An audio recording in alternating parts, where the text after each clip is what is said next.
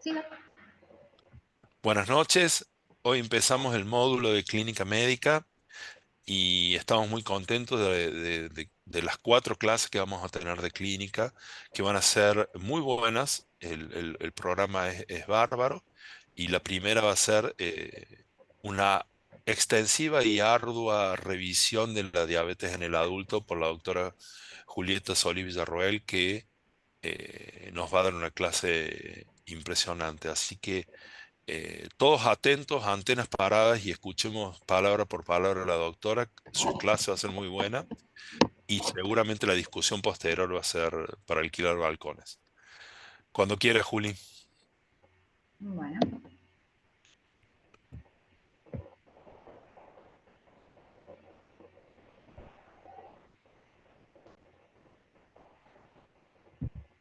sabes compartir pantalla, me imagino. sí, creo que sí.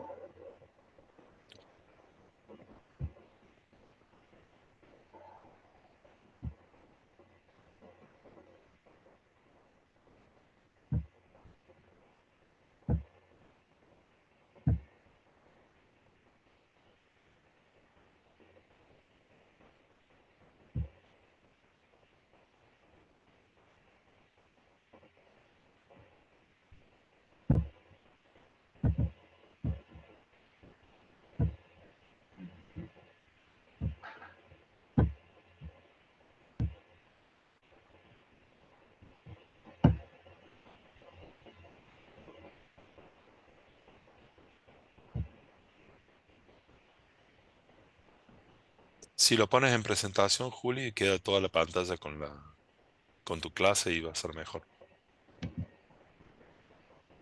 Bien. ¿No salía como presentación? No por ahora. Bien, me fijo.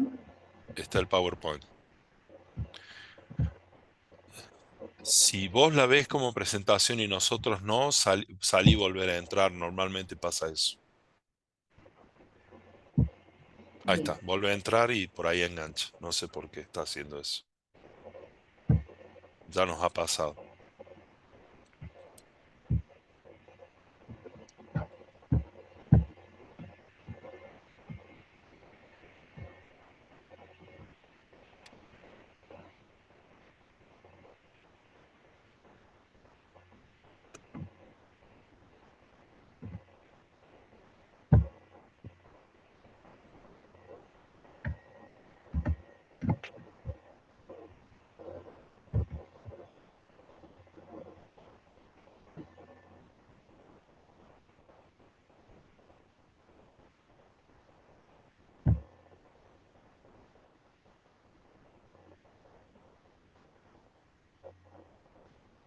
Vos lo ves en presentación, Juli, nosotros no. Sí. No sé entonces. Mm, ¿Querés probar una última vez y si no, hacela así? eso estoy tratando de ver. ¿Por qué no me deja compartir la pantalla completa? No, por eso es. Sí, No te pero deja ni siquiera como... el modo presentación, que es lo que uno quiere.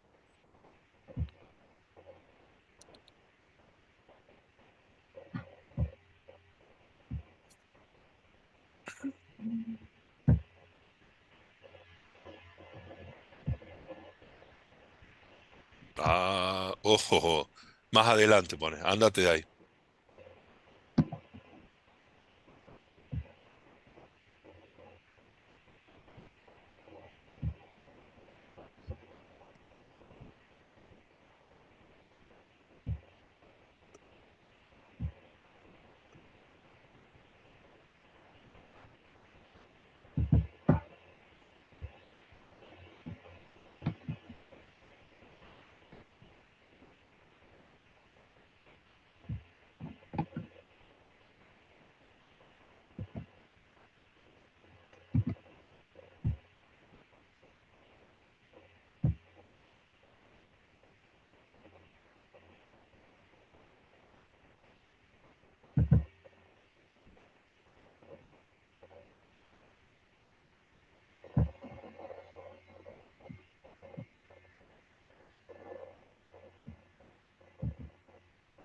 Bueno, hacela así, Juli. No hay problema. ¿Sí? Sí, larguemos. No se ve la No sé, pantalla completa. no importa, pero se ve la clase, que es lo importante. Bueno. Bueno, buenas noches. Yo soy la doctora Solís Julieta. Soy parte del plantel de clínica médica del Hospital San Juan Bautista. En el día de hoy voy a dar una clase de diabetes en el adulto, como primera clase de este curso superior en el módulo de clínica médica. De que nada voy a empezar con una reflexión, si se podría decir, teniendo en cuenta las desigualdades en la salud que se relacionan con la diabetes, están muy bien documentadas y se asocian a un mayor riesgo de diabetes, mayor prevalencia en la población y peores resultados. Las barreras financieras para el uso de medicamentos siempre continúan contribuyendo a las disparidades de salud. Esto hay que tenerlo en cuenta porque estamos viviendo en un país que está actualmente en una crisis. Está bien documentado que las disparidades en cuanto a económicas repercuten mucho en el tema tanto de la prevención como del tratamiento de enfermedades.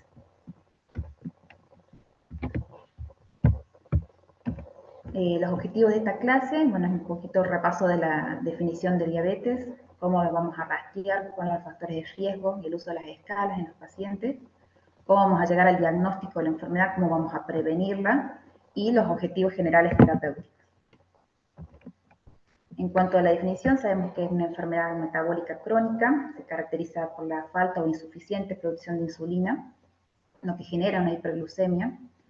En el último reporte del Ministerio de Salud se estima que 12.7% de la población adulta reporta tener una glucemia elevada o diabetes y es consonante al aumento en el peso, que alcanza el 61.6%. Anualmente se registran alrededor de 9.000 muertes a causa de diabetes. 27% ocurren antes de los 65 años, lo cual no es un dato menor, debido a que es la población activa y que antes, obviamente, de fallecer, estos pacientes tienen una mortalidad elevada. Entonces, son pacientes que tienen altos controles y gastos en el sistema de salud. Vamos a hablar más que nada de esta clase, de la diabetes tipo 2, que es la que se manifiesta en el adulto, en 90-95% del total de los casos de diabetes. Es producto de una incapacidad del organismo de utilizar la insulina de manera efectiva, generando una insulina resistencia y el déficit relativo de la misma. Se asocia generalmente a obesidad, alimentación inadecuada, una insuficiente actividad física y otros factores de riesgo como hipertensión, dislipemia, tabaquismo. Hay un concepto que se llama octeto ominoso e incluye los principales mecanismos conocidos que intervienen en la fisiopatología de la diabetes. Estos son 8 factores que predisponen a la hiperglucemia, tanto producirla y a mantenerla, como la disminución de la secreción de insulina, la disminución del efecto de las incretinas, el aumento de la lipólisis, el aumento de la reabsorción de la glucosa, la disminución de la captación, la disfunción de neurotransmisores, el aumento de la secreción de glucagón y el aumento de la gluconeogénesis. Entendiendo cómo es la fisiopatogenia de la diabetes es donde van a actuar los fármacos que se les administran a los pacientes. En cuanto al rastreo, se recomienda la detección del riesgo de prediabetes y diabetes a través de una evaluación informal de los factores de riesgo en los pacientes con herramientas de evaluación. Yo acá pongo 2 herramientas, 2 escalas. Una es la prueba de riesgo de diabetes, que es de la Asociación Americana de Diabetes, que puede informar quién necesita las pruebas de diagnóstico. Bueno, es el link que quería compartirlos. Te hace una serie de preguntas y estima cuánto es el riesgo de padecer diabetes. De base a eso, qué pacientes van a requerir pruebas diagnósticas de laboratorio. Otro instrumento es el instrumento de Findrich, que es un cuestionario útil. Se aplica a las personas para ver qué riesgo tiene desarrollar diabetes de acá a 10 años. Puede ser aplicado tanto por el equipo de salud o puede ser autoadministrado por los pacientes. Consta de 8 ítems, que es la edad, el índice de masa corporal, la circunferencia de cintura, si realiza actividad física, cuál es la frecuencia en la ingesta de verduras y frutas, si toma medicación para la hipertensión, si tuvo valores elevados de glucosa anteriormente y si tiene si tiene antecedentes familiares de diabetes. Juli, Todo esto genera un puntaje que en base a los puntos del riesgo puede ser muy bajo a alto riesgo, considerando que a partir de los 12 puntos de este cuestionario ya estamos en consideración de solicitar una prueba diagnóstica de laboratorio. En cuanto a los criterios para la detección de diabetes y prediabetes en adultos asintomáticos, la Sociedad de Diabetes estima que en todo paciente que tenga sobrepeso o obesidad, más un factor de riesgo, como ser familiar de primer grado, una raza de alto riesgo, enfermedades cardiovasculares, hipertensión, dislipemia, síndrome ovario poliquístico, sedentarismo y otras condiciones asociadas a la insulina resistencia, como por ejemplo acatosis nígrica, en esos pacientes se debe hacer un rastreo. También en pacientes con prediabetes, una vez al año, al menos. En las pacientes que han tenido diabetes gestacional se debe rastrear cada 3 años. En todas las personas a partir de los 35, independientemente si tienen factores de riesgo o no. Y los pacientes que tienen valores normales se pueden repetir la prueba cada 3 años, considerando de acuerdo también el factor de riesgo. En cuanto a los métodos diagnósticos, que son de laboratorio, tenemos la glucemia plasmática en ayuna, que es de preferencia, es el primer estudio que se sugiere realizar. Luego tenemos la prueba de tolerancia oral a las glucosas, una prueba que consiste en administrar 75 gramos de glucemia diluido en 300 mililitros de agua, en una ingesta no mayor a 5 minutos, y se controla antes y después de 2 horas la glucemia. Es una glucemia basal después de la ingesta de este líquido a las 2 horas. Si bien tiene mayor sensibilidad que la glucemia plasmática en ayuna, es una prueba de referencia, pero es más costosa y no está siempre disponible. Entonces se la reserva más que nada para confirmar el diagnóstico en aquellos casos de la glucemia alterada en ayuna. Y la hemoglobina glicosilada van a encontrar que en guías internacionales está como un método diagnóstico, pero en nuestro país, al no estar estandarizada, tiene un mayor costo y baja sensibilidad, no se la toma como una prueba de diagnóstico. Más bien sí se la utiliza para el seguimiento y el control de las metas glucémicas. Juli, Sí. ¿estás con algún grado de dificultad para pasar las diapositivas? Se quedan como clavadas. Por ahí vos te... ¿Para ahí voy más rápido No, no es o más eso, lento? sino que vos estás hablando de algo y que no se refleja en la diapositiva que está pasando. Por ahí a vos te pasan, pero no, no se refleja en la presentación. Bien. Intenta ver si podés a la copita y el de presentación de cliquearla bien. Por ahí tenés un problema en el cliqueo de la máquina. Sí, yo estoy viendo la presentación en el compu. Bien, Pero nosotros estamos viendo diapositivas que se quedan estáticas, por eso te digo. claro. Están Fíjate la ahora en lo que... fíjate la anterior. Ahora estamos en criterio diagnóstico de diabetes. Sí, La anterior no bien. se vio, por ejemplo, nunca. Si De querés los métodos volver, diagnósticos. ahí está, esa no se vio. Ah, Y bien. ya había pasado antes. Ah, bien, perfecto. Si quieren Bien. lo repito, No, no, o no. podemos... De última, no sé, bueno, lo que vos quieras, como para que la clase quede más completa. Claro. Sí, no, capaz que yo viéndolo en presentación se ponía más lento. Debe ser eso. Ahí la saqué la presentación y Tal voy cual. Entonces vos ves lo que nosotros vemos. bien. Perfecto. Dale. Bueno, en cuanto a los criterios diagnósticos, entonces, a partir de los laboratorios que he mencionado anteriormente, tenemos que una prueba de glucemia plasmática en ayuna que sea menor de 100 se considera normal y más de 126 se considera diabetes siempre y cuando sean dos determinaciones. Y una glucemia alterada en ayuna es el valor entre 100 y 125. Con la prueba de tolerancia a la glucosa, lo normal es que sea menos de 140 y más de 200 para hacer diagnóstico de diabetes, mientras que la tolerancia a la glucosa alterada es entre 140 y 199. La glucemia plasmática al azar mayor de 200 con síntomas compatibles como polidipsia, polifagia, poliuria, pérdida de peso, se considera ya como método diagnóstico y no es necesario repetirla. Y bueno, acá está dentro de la hemoglobina glucosa estandarizada, que en nuestro país no la tenemos, un valor mayor de 6.5 ya es criterio de diagnóstico de diabetes. Entonces, si un paciente disminuimos la glucemia y al azar tiene más de 200 con síntomas compatibles, hacemos diagnóstico de diabetes. Si tenemos un paciente que le pedimos una glucemia en ayuna porque tiene factores de riesgo, por ejemplo, y nos da menos de 100, consideramos que el paciente tiene una glucemia normal, y si tiene más de 126, repetimos esa glucemia para ver, confirmarlo, y en 2 oportunidades mayor de 126 hacemos diagnóstico de diabetes. Si la glucemia en ayunas es entre 110 y 125, decimos que tenemos una glucemia alterada en ayunas y solicitamos una prueba de tolerancia oral a la glucosa. Si da menos de 140, el paciente está dentro de los valores normales. Si presenta una PTOG entre 140 y 199, decimos que tiene una tolerancia de glucosa alterada. Y si es mayor de 200, confirmamos el diagnóstico de diabetes.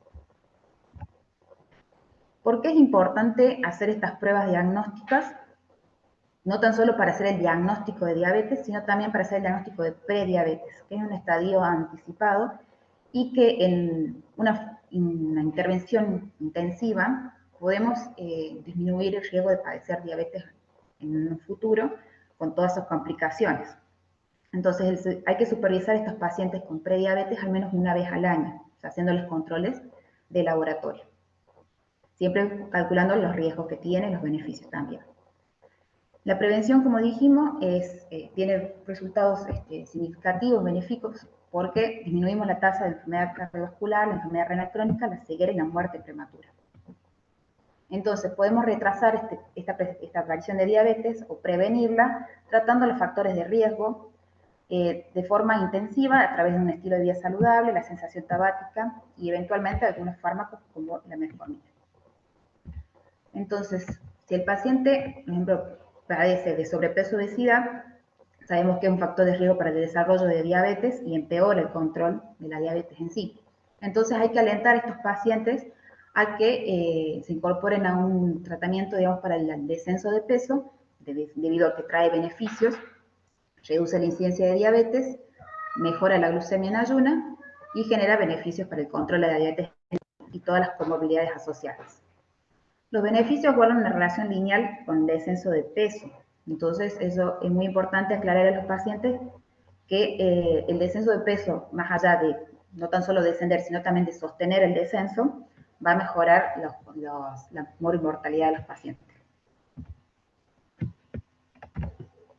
En cuanto a una alimentación saludable, aseguramos la incorporación de todos los nutrientes de forma equilibrada para tanto el descenso y para conservar un peso adecuado, y contribuye a evitar y controlar tanto la diabetes como otras enfermedades y riesgo cardiovascular.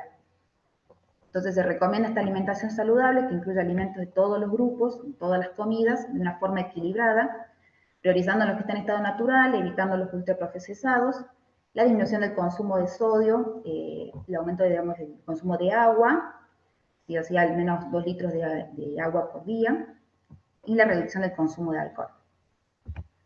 En cuanto al tabaquismo, se considera que aumenta el riesgo de padecer diabetes y enfermedades cardiovasculares en un 30 a un 40%, y se recomienda el cese tabáquico. En todas las consultas nosotros tenemos que garantizar esto, preguntar al paciente si tiene el hábito de consumo, si en el hogar hay una exposición al humo, ya tanto en el hogar como en el trabajo.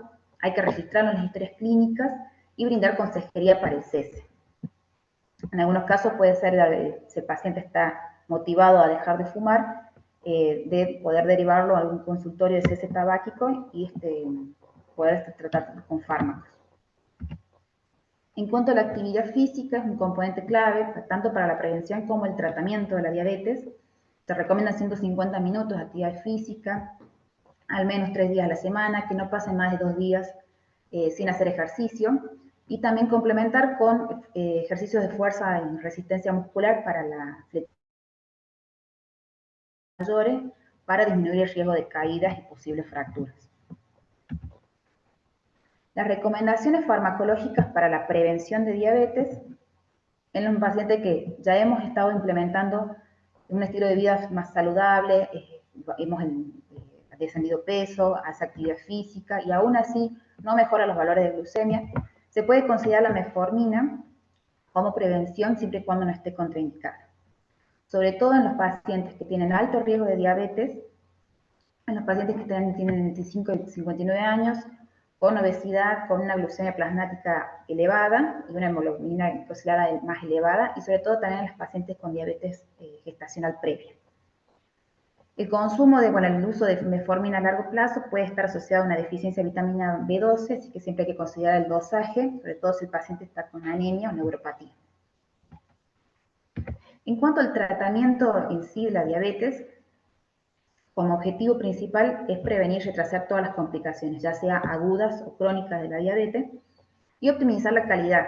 Esos son los objetivos del cual el tratamiento se lo instaura. Siempre que vamos a hacer un tratamiento con un paciente que tiene una enfermedad crónica, en el que el tratamiento también va a ser crónico, y va a estar constantes consultas con centros de salud, con el médico, siempre hay que usar un lenguaje inclusivo, empoderador, que pueda ser respetuoso y libre de estigma para estos pacientes, y que sobre todo que ellos también participen en la toma de decisiones. Que no seamos nosotros los que estemos solamente indicando y ordenando al paciente qué medicamentos debe tomar, sino más bien es hacer una entrevista y elegirlos entre los dos. Estos pacientes tienen múltiples circunstancias, entonces son todos diferentes, entonces no todos van a tener ni siquiera el objetivo terapéutico, y los tratamientos farmacológicos van a tener que ser individualizados. Es por esto que este ciclo de decisión para el control glucémico está centrado en la persona en sí. Como dijimos, ¿cuáles son los objetivos del tratamiento? Prevenir complicaciones y optimizar la calidad de vida. Entonces, frente a un paciente vamos a ver qué características tiene, cómo es su estilo de vida, qué comorbilidades tiene, si ya tiene patologías previas, si ya tiene complicaciones por la diabetes, cuántos años tiene, cómo es su hemoglobina glicosilada a su diagnóstico, cuál es el peso, si tiene problemas de depresión o motivación, y sobre todo también en contexto cultural y socioeconómico, porque eso nos va a impedir a veces hacer un tratamiento adecuado. Hay que considerar los factores específicos que impactan en la elección en sí del tratamiento. Hay que ver cuál es el objetivo de la hemoglobina glicosilada de ese paciente, qué impacto va a tener en el peso y en la glucemia ese fármaco, si hay mucho riesgo de hipoglucemia en un paciente que el riesgo va a ser mayor, la complejidad del régimen, por ejemplo, si es una pastilla, si es una insulina que se coloca vía subcutánea. Entonces hay que escoger el régimen que se optimice, que el paciente tenga una adherencia y una persistencia en el tratamiento, porque si no, lo va a abandonar. ¿Sí? Y también uno de los motivos por el cual los pacientes abandonan es el costo y la disponibilidad del fármaco. Para la toma de decisiones compartidas hay que crear este plan de manejo que involucre a un paciente educado. Nosotros tenemos que informarlo en todas las consultas al paciente sobre su enfermedad, sobre los tratamientos que hay, y que él también tenga este empoderamiento en elegir y en que su voz sea considerada para su tratamiento. Acordar un plan de manejo de las metas específicas, cómo vamos a implementar. O sea, nosotros vamos al paciente y tenemos que volverlo a citar para ver si el tratamiento que hemos optado genera beneficios, si hay si los valores y las metas están siendo, o sea, si podemos llegar a las metas. Entonces el paciente va a volver a la consulta, ya sea con nosotros o con otro profesional, pero tiene que volver. Como digo, es un paciente que tiene enfermedad crónica y que va a estar continuamente accediendo al sistema de salud, ya sea público o privado. Entonces estos pacientes deben saber que tienen que tener un control adecuado, al menos cada 3 meses, sobre todo si hay un cambio en la conducta del tratamiento, para ver si llegamos al objetivo. Entonces siempre hay que estar revisando y acordando el plan de manejo para ver si los pacientes llegan a la meta, si hay un cambio en el tratamiento, cuándo lo volvemos a citar. Entonces, para mantener y alcanzar estas metas, que son no fumar, damos consejería antitabáquica, la meta de las presiones arteriales en los pacientes con diabetes se han estado disminuyendo cada vez más. Ahora la presión arterial no debe superar 130/80 para todos los pacientes, es imposible. Siempre teniendo en cuenta también qué paciente tenemos al frente. Un paciente añoso que tiene una hipotensión ortostática, no vamos a centrarnos tanto en bajarle tanto la presión, porque puede ser contraproducente. En el manejo de los lípidos, ahí depende si el paciente tiene ya una enfermedad cardiovascular establecida o no. Si no tiene enfermedad cardiovascular establecida, el objetivo del LDL es menos de 70, pero si el paciente ya tiene una enfermedad cardiovascular como infartos, ACV o una enfermedad arterial periférica, el objetivo es mucho menos de 55. Entonces el tratamiento con estatinas tiene que ser de alta intensidad, con dosis muy elevadas para llegar a ese objetivo. Y en cuanto a las metas de peso corporal, tanto como hablamos en la presentación, digamos, de la prevención de diabetes, el descenso y mantenimiento del peso disminuye la progresión de las enfermedades, de las comorbilidades y de las consecuencias de la diabetes, por lo cual el cambio de estilo de vida con el descenso, aparte del descenso de peso, la actividad física y una buena alimentación es primordial en estos pacientes. Seguro y generalmente los derivamos al nutricionista para que les llene una dieta acorde al paciente sobre la alimentación que deben tener. En cuanto a las metas de control glucémico, más específicos, digamos, en cuanto al tratamiento antidiabético, tenemos que nuestros objetivos en la glucemia plasmática capilar preprandial se debe entre 80 y 130 y la postprandial que sea menos de 180, es el objetivo de las glucemias plasmáticas. ¿Cómo vamos a valorar bien cómo el paciente va en el tiempo más alejado que antes y después de comer? Es con la hemoglobina glicosilada. Es una variable clínica y cuya elevación sostenida se relaciona al desarrollo de complicaciones microvasculares. Por eso el punto de corte para el diagnóstico en los países donde tienen hemoglobina glicosilada estandarizada es de 6.5. A partir de ese punto se ha demostrado que hay complicaciones microvasculares.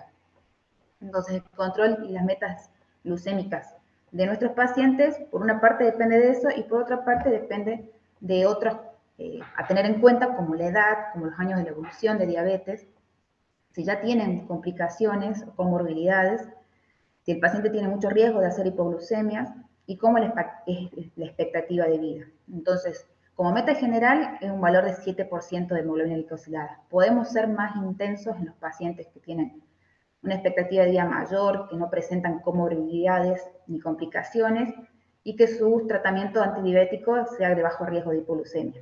Ahí consideramos que podemos llegar a 6,5 de hemoglobina glicosilada.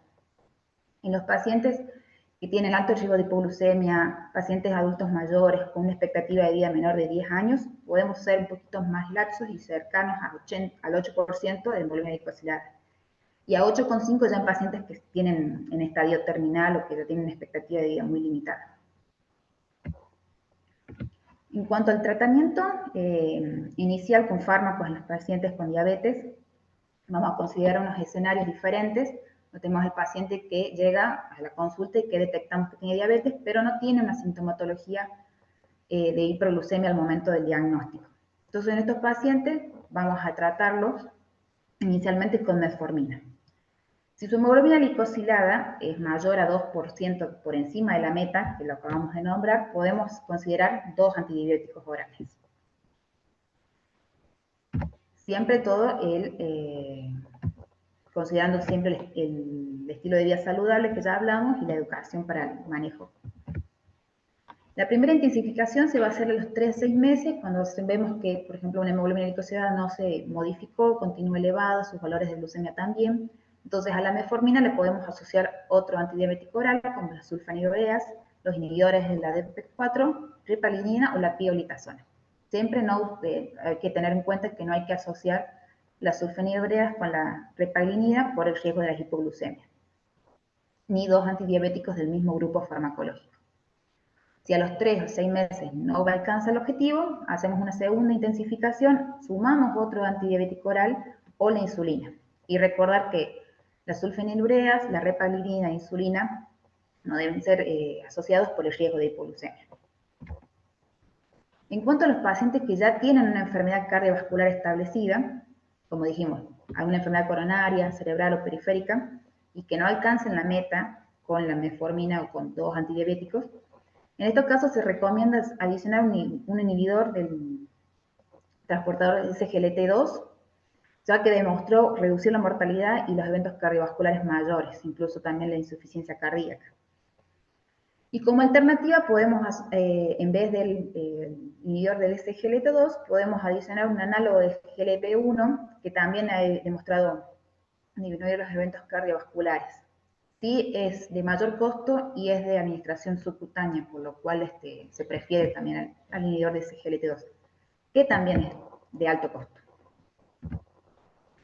En cuanto al paciente que viene con una hiperglucemia sintomática, que viene con todo un cuadro de catabolismo, con poliuria, polidipsia, polifagia, pérdida de peso, en esos pacientes generalmente se inicia un tratamiento con insulina en el momento de acostarse, que parece evitar las complicaciones, las descompensaciones agudas de la enfermedad.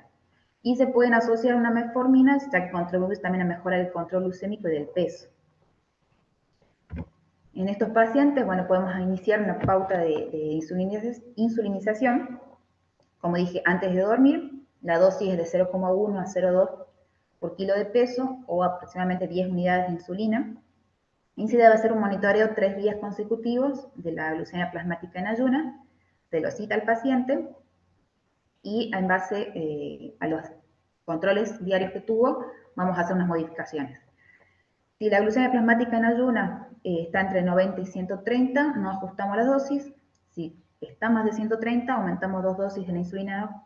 Si está más de 180, 4 dosis. Y si el paciente ha presentado hipoglucemias o las glucemias están por debajo de 90 en los controles, disminuimos 4 dosis. Y vamos a continuar el estrecho seguimiento, o sea, lo volvemos a citar con los controles de la glucemia plasmática, que se hace mediante el automonitoreo glucémico. Y en base a eso vamos a ir ajustando las dosis de NPH. En estos pacientes que pueden iniciar NPH por un estado de catabolismo a su diagnóstico, si mejoran los controles, pueden llegar a suspenderse el NPH y continuar con antidiabéticos orales. Y bueno, como para finalizar, en cuanto a la evaluación médica integral del paciente, es un paciente que se nos va a presentar en nuestra consulta. Primero tenemos que ver y confirmar bien el diagnóstico, clasificar la diabetes, evaluar si tiene complicaciones ya crónicas. Estos pacientes van a necesitar un fondo de ojos. Son pacientes que, como saben, la diabetes es una enfermedad que es muy silente, no se va a manifestar de un día al otro. Entonces pueden pasar bastante tiempo con esta enfermedad sin saberlo y pueden tener ya complicaciones crónicas al momento de su diagnóstico. Entonces deben hacerse un estudio, un fondo de ojos para ver si no tiene retinopatía, una prueba de proteinuria para ver si no tiene enfermedad renal. Estos pacientes hay que solicitarles de entrada apenas diagnosticamos el cuadro, si ver si tienes complicaciones. También tenemos que detectar si tiene alguna comorbilidad y el estado general de salud. Tenemos que ver si tiene ya un tratamiento previo, hay que revisarlo, hay que controlar los factores de riesgo en las personas con diabetes. Como sabemos, todos los factores de riesgo que se asocian, como obesidad, hipertensión, dislipidemia, contribuyen a empeorar la diabetes y aumentar la mortalidad. Y hay que comprometerse con las personas con esta enfermedad en un plan de gestión de atención que incluya todos los objetivos iniciales de la atención, todos los objetivos que necesitamos mediante tratamiento y en todas las consultas médicas, hacer consejería, preguntar cómo están con el tratamiento, si han ido al nutricionista, si están siguiendo la dieta, si están haciendo actividad física, seguir fomentando el cese tabáquico y todas estas cosas que van a mejorar el control de su glucemia. Y desarrollar un plan para la atención continua. Bueno, esto me llamó mucho la atención, por eso los quise compartir. Que dice, el doctor me ordenó quemar grasas y beber muchos líquidos, qué buen paciente que soy. Por una parte, como dije, el médico no tenemos que ordenar un tratamiento, o sea, nosotros no tenemos que ordenar como si fuéramos los padres o los jefes o los gendarmes. Y en estos pacientes que tenemos enfermedades crónicas, tenemos que involucrar al paciente en la toma de decisiones. Y también tenemos que ver porque este paciente se considera muy buen paciente porque se puso a hacer un asado y a tomar un cajón de cerveza y por eso para él es quemar grasas y beber mucho líquido. Entonces siempre hay que considerar que el paciente no siempre nos entiende lo que decimos y tenemos que preguntarles. Cada cosa que nosotros le decimos, ¿entendió? Repítamelo. Entonces, para tener este feedback.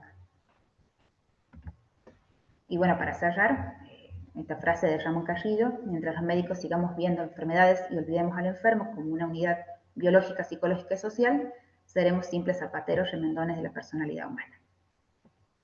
Muchas gracias.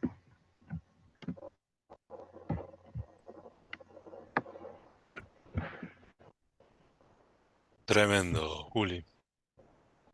Qué frase la última, ¿eh? Cuánta verdad, verdaderamente. Hola Carlos Tapia, ¿cómo estás? Hola, ¿cómo están? Gracias por la invitación. Hola, Felicitaciones, doctora, por la presentación. Excelente. ¿Qué muchas clase se gracias. tiró la Juli, viste? Sí.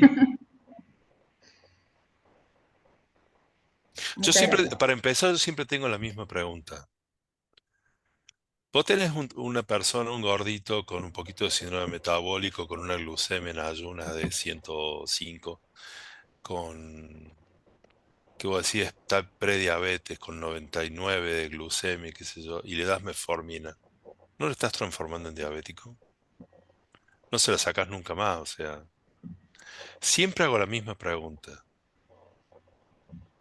A ver, eh, para responder esa pregunta, como hizo en la presentación la doctora, siempre es importante lo que aprendimos desde que fuimos estudiantes, esto de definir el problema de salud estándar, definir el problema de salud de los pacientes.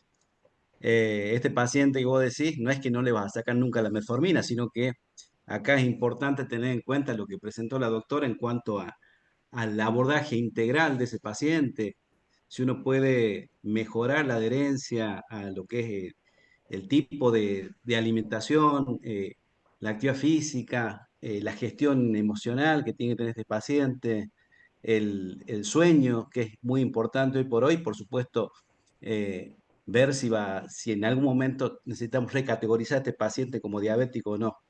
No es que no se va a poder sacar la metformina. Hoy por hoy sí las guías, todas las guías hablan sobre el uso de metformina, como lo expresó la doctora ahí en la presentación, en ciertas categorías, pero volvemos a lo inicial, que es tratar de definir adecuadamente el problema de salud de los pacientes para definir objetivos terapéuticos y objetivos de seguimiento posteriores. Eso sería el ordenamiento que hacemos en la consulta habitualmente. Bien. No, porque, a ver, es lo mismo cuando hablamos de síndrome metabólico, se plantea la misma cuestión, de que que vos le estás dando un tratamiento de diabetes. Está bien, yo entiendo que no solamente le das la metformina, sino le das educación y lo mandas a hacer cosas. ¿A dónde va a llegar toda esta nueva invasión de medicamentos nuevos que son cada vez más caros y más inaccesibles para el argentino? Y, y- y estamos como cada vez más lejos de las terapéuticas modernas del mundo. Es muy difícil dar una clase de diabetes moderna sabiendo que a muy pocos pacientes se los puedes dar, sobre todo en el ámbito hospitalario. Debe ser frustrante para ustedes. Sí, en nuestro Eh, caso, por ejemplo, de ver pacientes insulinizados por NPH cuando hay tanta disponibilidad y tanta variedad de insulina y que recrea mejor lo fisiológico en el paciente, ¿no? Debe hacer 2 o 3 dosis de NPH cuando podemos hacer un solo pinchazo de una de alto, más larga duración. Incluso ya Está bien, empezando con insulina, que ya hace años que hay un montón de insulinas y acá solo manejamos NPH, en los no, ámbito público, a mí está bien. Lo que pasa es que yo como a mí me toca la parte más fea de todo esto, que es ver los pacientes ya cuando ya están con el daño completamente puesto.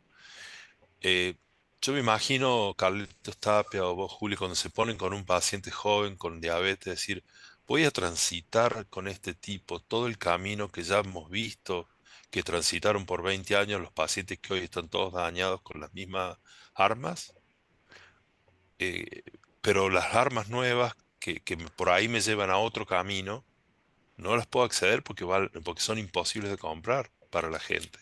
Entonces debe ser como que vos te sentás y decís, ¿qué hago? a ver, yo creo que tiene que ver más con un cambio de paradigma, Pablo, en cuanto a la actualización de políticas públicas, en cuanto al manejo de las enfermedades crónicas en general y de la obesidad en particular. A ver, la obesidad es la madre del problema.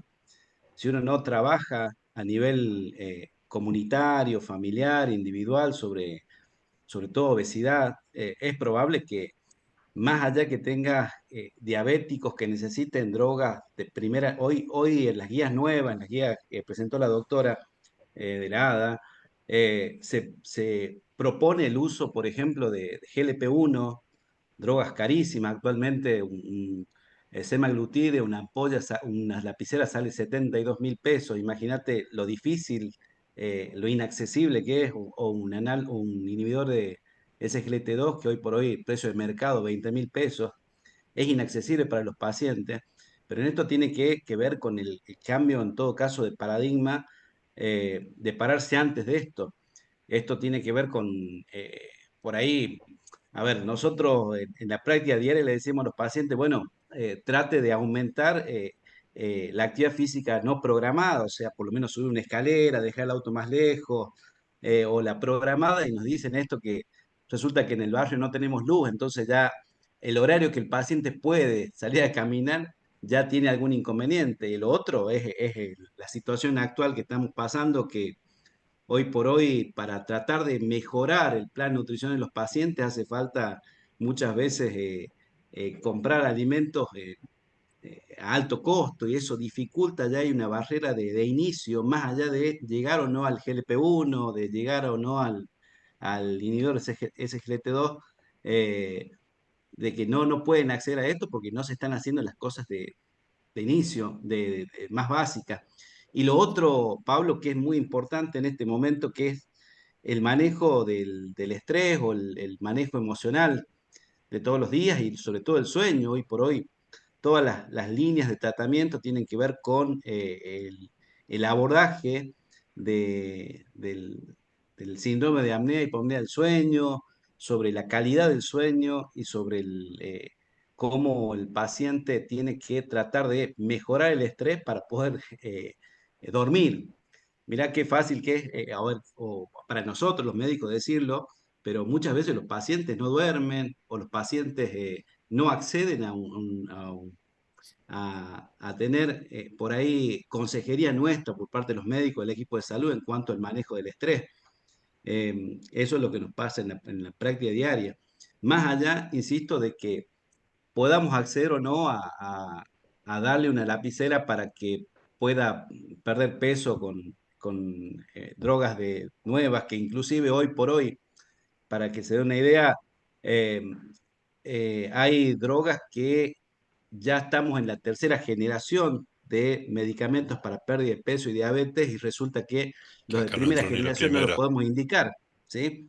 Hoy por hoy hay una droga nueva que está en fase 3, que es a ver, un triple efector que se llama, o sea, va hacia tres receptores, que hoy por hoy está casi cabeza a cabeza con la cirugía bariátrica en cuanto al porcentaje de pérdida de peso. Sin embargo, nosotros no podemos acceder de forma sistemática a medicamentos más básicos para pérdida de peso.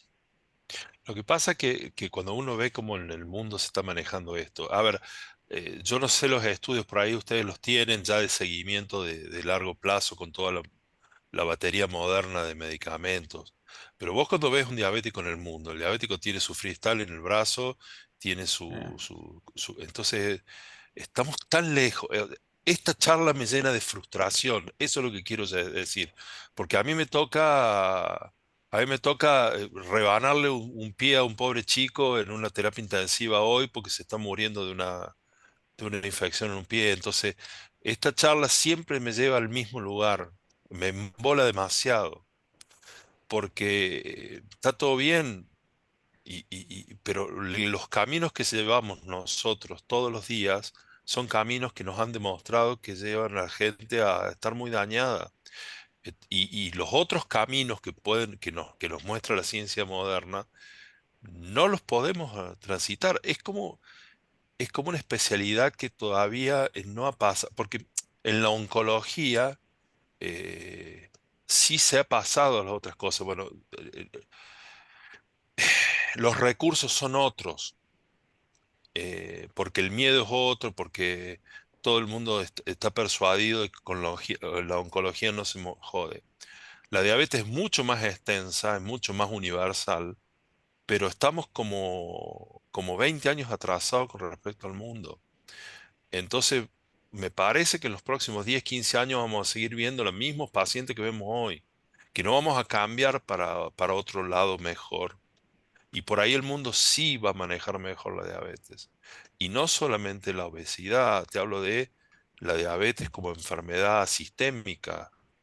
Entonces, por eso te digo que esta clase siempre me llena de frustración, porque siento que estamos muy lejos y que, perdón, cada vez estamos más lejos, eso es lo peor. No es que nos estamos acercando. A ver, como algo que manejo yo, es como si estuviéramos hablando de angioplastia y todavía estamos haciendo estreptoquinasa y no estamos accediendo a la angioplastia en todo el país. Entonces decís, sí, está todo bien, pero pasemos a la angioplastia y esa barrera económica no la podemos pasar. Y hay otras especialidades que sí lo han hecho, porque te aseguro que una endoprótesis es 10 veces más caro que un medicamento para diabetes. Pero esos han ganado la batalla y en diabetes no. Y no sé cómo empezar a ganarla. Por ahí ustedes que tienen más experiencia me pueden decir cómo hacer, porque son políticas públicas. Yo, en todo caso, tengo una mirada un poco más positiva, Pablo, de esto en cuanto a este espacio de producción de conocimiento que propicia el colegio médico, hace que todos nosotros tomemos conciencia del problema en primer lugar. Eh, Saber que vamos en la búsqueda vamos en tratar de mejorar los abordajes de los pacientes y aumentar la masa crítica de los tratantes del problema, del equipo de salud en general. Hoy, a ver, la doctora bien mostró en la presentación, por ejemplo, hoy tuvo una situación con una obra social en cuanto a que, si bien, como mostraba la doctora, eh, hasta el año pasado, la Sociedad Argentina de Diabetes no había hecho un punto de posición en cuanto al diagnóstico de hemoglobina glicosilada.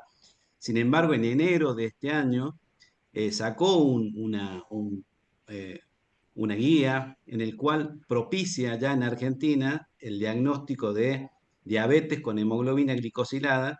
Sin embargo, no está actualizada la obra social en cuanto a ese conocimiento, si bien tiene que tener ciertas características, el laboratorio que lo hace, tiene que tener validación externa y demás, pero para que te des una idea, estos espacios de generación de conocimiento hace que podamos tener más masa crítica para decir a la obra social, che, eh, admitirlo como paciente diabético, que comience el tratamiento y comience el seguimiento, y no frustrarlo con esto de que no podemos ingresarlo porque no tenemos a ver, no alcanza con la información que nos manda para darte una idea de esto.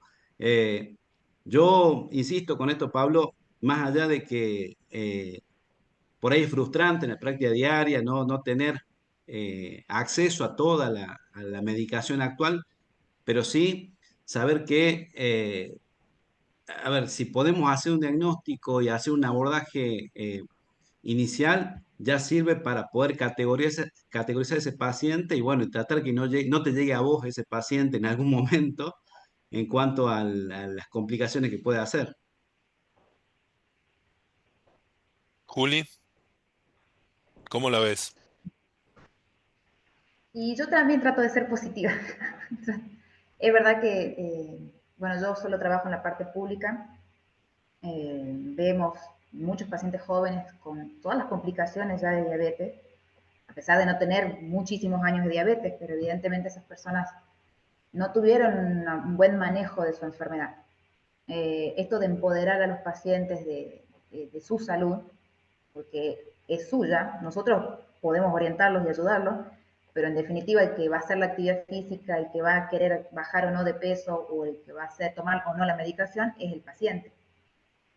Entonces tenemos que empoderarlos a ellos, que ellos tomen las riendas de su enfermedad, que sean conscientes de todos los riesgos y todas las complicaciones que puede llevar no atender su enfermedad. Y sobre todo creo que nosotros tenemos que saber mucho sobre cómo tratar y todas las nuevas guías y los nuevos fármacos que capaz que nunca los veamos, pero porque es nuestro deber saber, pero nunca tenemos que dejar de lado la prevención, porque la prevención es lo que va a generar que no lleguemos a usar esos fármacos que no tenemos encima. Entonces, en ese punto creo que hay que poner más énfasis en prevenir. Desde, desde un kiosco saludable en la escuela, por ejemplo, que se trata de implementar, eh, de los etiquetados frontales en los alimentos, de saber leerlos. Creo que ahí tenemos que apuntar mucho, porque las complicaciones son graves y no tenemos todos los medios para poder afrontarlos. Esa es la realidad. Nosotros tratamos de que todos los años este tema se hable, porque yo creo que la educación de este tema entre los colegas es fundamental para que, como dice Carlito, la masa crítica de gente informada. Yo tengo tantos pacientes diabéticos, creo que el 80% de mis pacientes son diabéticos, con problemas y qué sé yo. A ver, yo siempre cuento la misma historia cuando tengo un paciente al frente, que la diabetes es muy desgraciada, porque si uno tiene un cálculo en la vesícula, una enfermedad totalmente curable y manejable, uno come una papa frita, pasa una noche de vómitos y no come nunca más una papa frita. Y la diabetes no te da eso. Entonces uno puede comer la tortita, tomar el fernet, comer el asado, comerse las 5 comidas llenas de glucosa y no pasa nada. Pero la diabetes en algún momento te tensa la cuerda y te termina trayendo y te corta la cabeza.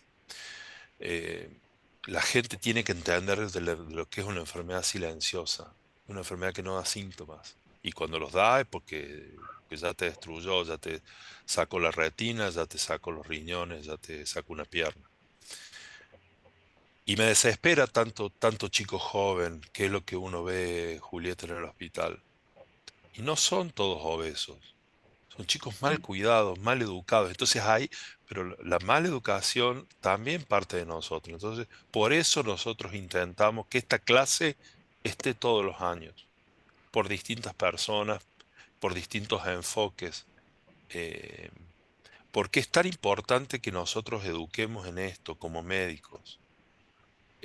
Yo sé que los pacientes después hacen lo que quieren, que yo siempre digo, no soy policía de nadie, yo soy solo un médico que aconsejo cosas, pero hay que tomarse el tiempo en hablar con la gente para que la gente entienda su enfermedad. Y nunca en la vida uno tiene que bajar las banderas de tratar de educar. La medicina a la larga, larga, larga, es eso. No es dar pastillas, no es operar gente. La medicina es educar. Estoy viejo, perdón. Perdón, Carlos. Tal cual lo decís, Pablo, yo creo que en esto es importante tomar las riendas del problema tanto por parte de la población en general como nosotros como efectores de salud y tratar de multiplicar información sobre todo, tratando de, eh, en primer lugar, eh, definir los problemas de salud de la gente y darle herramientas para que puedan hacer diagnósticos tempranos. Hoy por hoy lo que es el control periódico de salud, tratar de que la gente tenga acceso en primer lugar, acceso geográfico, burocrático, económico, para que pueda por lo menos que entre al sistema de salud y definir el problema inicial y tratar de disminuir el riesgo de complicaciones, porque el paciente en un lapso de muchos años seguramente se va a complicar si es diabético, pero si esa complicación se la prorroga en el tiempo, mejora lo que es la triada esta de disminuir la mortalidad, disminuir la morbilidad y mejorar la calidad de vida de la gente, tanto a nivel poblacional, familiar, individual, y tratar de darle, como bien lo expuso la doctora, herramientas tanto al equipo de salud como a la gente para el autocuidado, sobre todo. Eso es lo que propendemos desde el espacio que le toca jugar diariamente a cada uno de nosotros. Más allá de de que uno por ahí se bajonee con si tiene o no acceso a ciertos tipos de medicamentos. sería espectacular que todos los pacientes nuestros tengan acceso a medicamentos de primera línea actual. Pero bueno, vamos con lo básico, vamos con la consejería de la actividad física, la consejería de comer adecuadamente, la consejería de manejar el estrés, la consejería de manejar el sueño y sobre todo, insisto, tratar de que el paciente llegue al equipo de salud, tratar que los que lleguen parados, en primer lugar, no acostados, ¿sí? Tratar de que hagamos apología del paciente parado, tratar que nuestros pacientes sean ambulatorios en primer lugar a que lleguen a una cama de un hospital o de hospital público, privado, lo que sea, tratando de disminuir, como te dije recién, la mortalidad sobre todo y la morbilidad, esto que ves que te pasa con tu especialidad, Pablo, que seguramente tenemos algunos pacientes en común y nada, es muy frustrante cuando se tienen que tomar decisiones con respecto a cada uno de ellos, ¿no? Pero bueno, miremos optimistamente esta charla y saber que son herramientas estas que, como expuso la doctora, para tratar de abordar diariamente nuestros pacientes. Una última cosa de esto, de esta charla de café filosófica, más que de dosis de medicamentos y vías de administración y cirugías raras. Se- o sea, nos damos cuenta que vos lo que vos decís es tal cual y estamos hablando de priorizar los regímenes higiénico-dietéticos que siempre están primero en todos los tratamientos y es lo que nosotros tenemos que ser los campeones del mundo, ya que no accedemos a los medicamentos más caros. Pero también la gente, en otros lugares, tiene acceso al control online de su glucemia.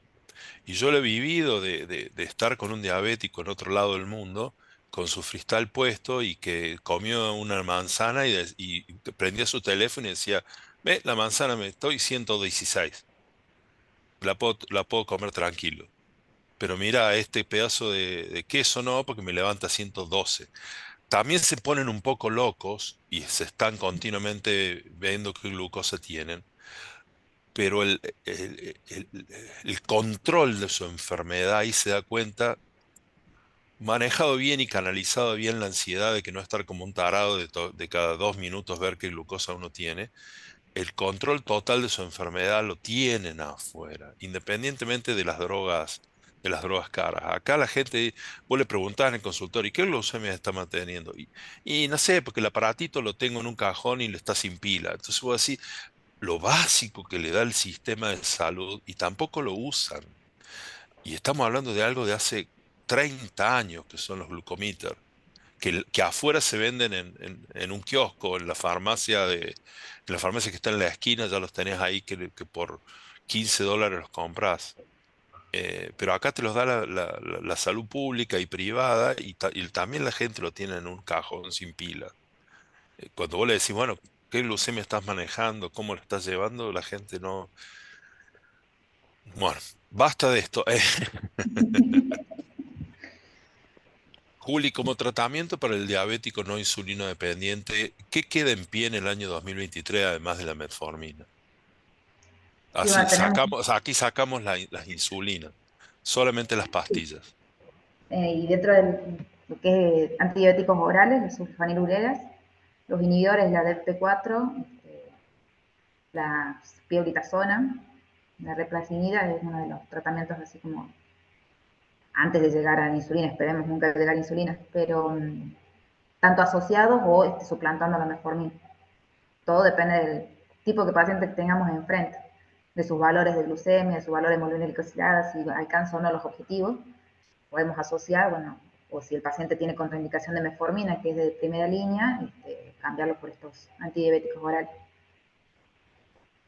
Y la gente responde y las obras sociales o el Estado también responde con esto. De las obras sociales desconozco, calculo que sí, no trabajo yo con la parte privada, pero La eh, Juli, la Juli es un buen ejemplo porque la Juli realmente ve pacientes hiperpobres en el medio hospitalario. Carlitos, vos sí, vos con la parte de vía oral no tenés problema. Ah, no, en realidad la mayoría de las obras sociales cubren medicamentos básicos de bajo costo en diabetes. y por ahí los de alto costo están financiados en un 40% por las obras sociales. Sí, es importante, como dijo la doctora, tratar No de, debería ser, perdón, no debería ser al revés. sí, Que lo a de ver, bajo costo lo compre la gente y que de alto costo lo pague la obra social. el, mira, yo creo que haciendo un análisis económico de los financiadores del sistema de salud, se tornaría muy difícil. Tener en cuenta el número nomás. Uno de cada 10 adultos mayores de 18 años tiene glucemias alteradas, es diabético o prediabético, lo cual eso multiplica por cuántos somos o cuántos tienen las obras sociales y los costos que le implica para cada una de las obras sociales. Yo creo que tiene que ver con, a ver, con el análisis económico que se hace en cada una de estas. Esto, contestando a la pregunta que me hacías recién, si bien en esto, en el último tiempo, hemos aprendido a no demonizar la insulina, tratar de saber si el paciente necesita usar insulina, tratar de brindarle la posibilidad que lo haga, tratar de que no generarle terrorismo médico con esto, siempre y cuando, como decía la doctora, tratar de hacer un pacto con el paciente, una negociación permanente, si bien quien decide sobre su cuerpo es él, el paciente, pero tratando de dar las opciones más adecuadas para el problema que tenga. Como expuso la doctora, si un paciente está catabólico y nada, hay que proponerle el uso de insulina de arranque, tratar de sacarlo de la glucotoxicidad, lipotoxicidad que pueda tener y recién poner medicación oral para esto.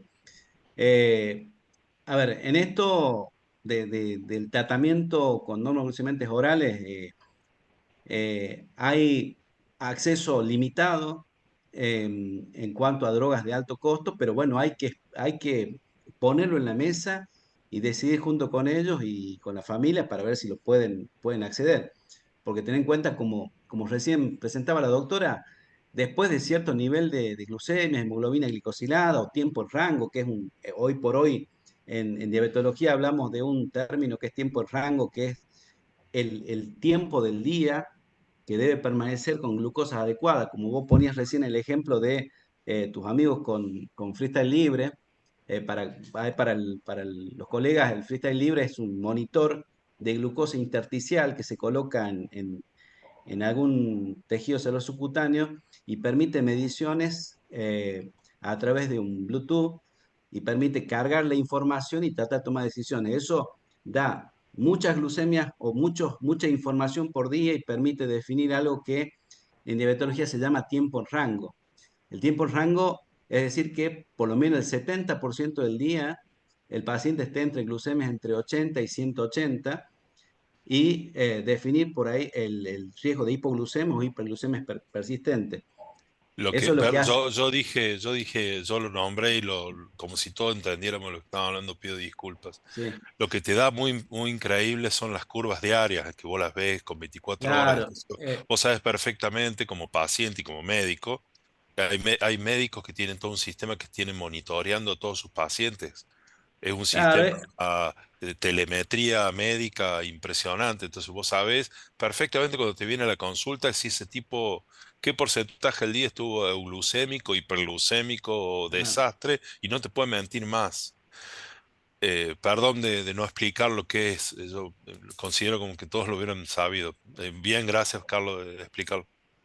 Eh, Te decían esto del acceso a la medicación o no, y yo creo que es una decisión para con el paciente, porque hay que tener en cuenta que más allá que usemos normoglucemiantes orales o insulina, hay que tratar todos los factores de riesgo, hipolipemiantes, hipotensores, algunos otros medicamentos que necesita el paciente, y por ahí cuando empezamos a hacer la lista, entre comillas, del supermercado de medicamentos, es muy alta y no toda tiene cobertura al 100%, lo cual se pone un poco engorroso. Imagínate que a la hora de llegar a las métricas en un paciente con alto riesgo cardiovascular o muy alto riesgo cardiovascular, comprar una estatina de alta intensidad, hacer un triple terapia con hipoglucemiantes orales o no glucemiantes orales, hipotensores, que muchos de estos pacientes usan dos, tres drogas a la vez, y algún otro medicamento más por otros problemas de salud.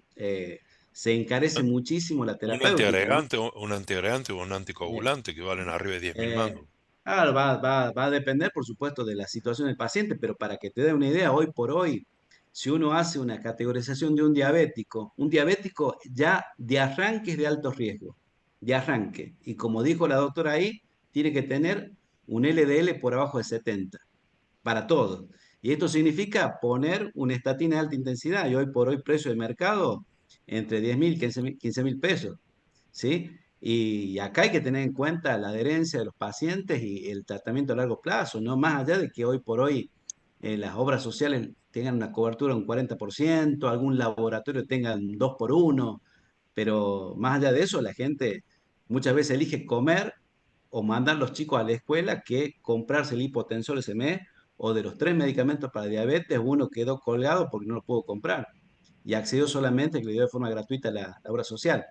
Más allá de lo frustrante, yo creo que son utopías, y estoy seguro desde que me recibe médico que las utopías sirven para avanzar, o sea que nada, hay que seguir avanzando. Esto es una herramienta de avance para que por ahí nivelar algunas experiencias que tenemos en la práctica diaria para tratar de multiplicarlos entre nuestros colegas. Vos sabés que la doctora Bustos puso algo en el chat que es crucial y estoy enfrente de gente que puede llegar a tener cierto grado de decisión más arriba que nosotros. Educación, educación y educación. Y la educación es desde la primaria, tal vez. ¿No estamos olvidando un poquito la educación en salud, que tantas campañas se hacían antes? Pregunta, ¿no sería bueno que salgamos un poquito a la comunidad a hacer educación? Sí, seguro, estamos totalmente de Pregunta, acuerdo. y Sí, sobre todo en los totalmente. niños, Sí, sí. educarlos. ¿No sería una buena política de nuestra sociedad médica de hacerlo y no depender tanto de las decisiones gubernamentales, sino hacerlo nosotros como comunidad médica? Cada uno en el interior, en su escuela, estoy hablando, estoy pensando y lo estoy diciendo en voz alta, pero sería muy bueno que cada uno tomara el verdadero espíritu del médico, que también es un educador. Y no solamente en el consultorio, sino que salgamos del consultorio. Y como hay muchos médicos y sobre todo residentes que van a enseñar el RCP a las escuelas, que me parece espectacular, enseñemos esto. Enseñemos prevención de diabetes, hipertensión, dislipemia a los chicos, a los no tan chicos, a una ciudad de fomento, un club, a reunir grupos de pacientes. Nosotros lo hemos hecho en una época. A mí me tocaba siempre la clase de cuidado diabético, no puede ser de otra manera. Una clase totalmente amena y divertida, pero bueno, cada uno podía hacer lo suyo y educar. Tal vez sea el momento de que pensemos más allá yo sé que son momentos dificilísimos y en todos los grupos hoy se discutía desde el lunes qué arancel diferenciado vamos a cobrar. Está perfecto y está bien la medicina también es eso. Pero también es hora que discutamos en estos momentos de tanta mediocridad en algunas cuestiones, que los médicos nos acerquemos a la sociedad de otra manera. Y tal vez la manera es educando, juntándonos y yendo a algún lugar y explicando lo que es esto a los niños, a los grandes, a los no tan niños. No sé, digo, porque si esta clase se transformó en cómo educar higiénico-dietético en nuestro consultorio, salgamos del consultorio también, Carlos. Te lo Así dejo es, Pablo. como, te lo dejo como una cuestión que se puede hablar y se puede discutir entre ustedes. Así es, Siempre Pablo. va a haber gente, siempre va a haber gente dispuesta a hacerlo. Pero también los médicos del interior que tienen la escuela más cerca y que pueden hacerlo también. Todos somos factores de educación.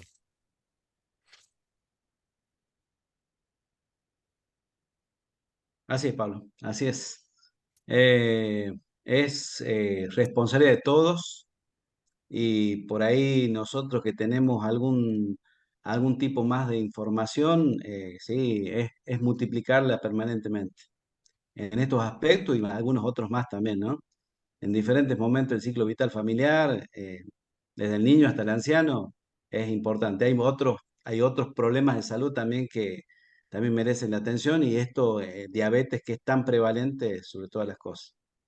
Y yo le pondría una ficha más más allá de esto, que acá la madre del problema es la obesidad y el sobrepeso, lo cual sobre eso tratar de trabajar aún más todavía.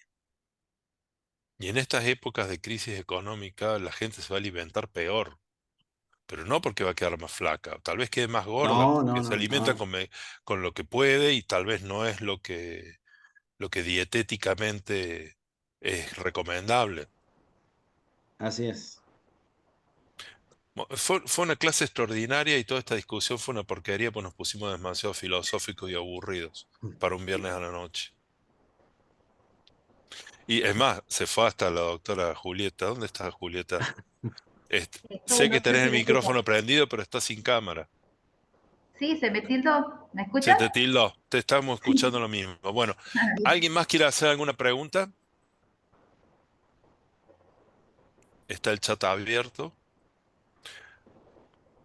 Bueno, Carlitos, muchas gracias por haber estado. Realmente me encantó esta charla. A mí sí, a mí estas cosas me hacen pensar, me enojo, pero trato de siempre ver qué podemos hacer para mejorarnos nosotros, para servir a la sociedad, para ser lo que somos los médicos, que somos, que tenemos que siempre estar al frente de las acciones de bien. Gracias, Carlos, por estar. Gracias, Juli. No te vemos, pero te escuchamos. Mu- Eh, Muchas gracias a ustedes, Pablo, a la comisión del Colegio Médico por generar estos espacios de intercambio y de formación, porque nada, sirven para iniciar nuevas etapas en cuanto a esto, que caiga la ficha sobre algunas cuestiones de salud pública. Y esto, cuando hablo de salud pública, hablo de los subsectores públicos, privados, de la seguridad Totalmente. social, de todos, ¿sí? Muchísimas gracias por la invitación y bueno, estamos a sus órdenes. Juli, últimas palabras.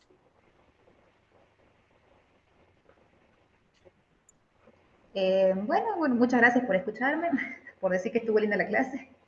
El tema de diabetes es un tema muy extenso. Me gustó mucho el debate que se originó a raíz de esto y espero que lo que hemos hablado más allá de la clase, todo este debate genere esto en todos nosotros de continuar con la prevención y seguir actualizándonos en estos temas porque el mundo va mucho más allá de lo que podemos estar tratando nosotros y tenemos que estar siempre actualizados.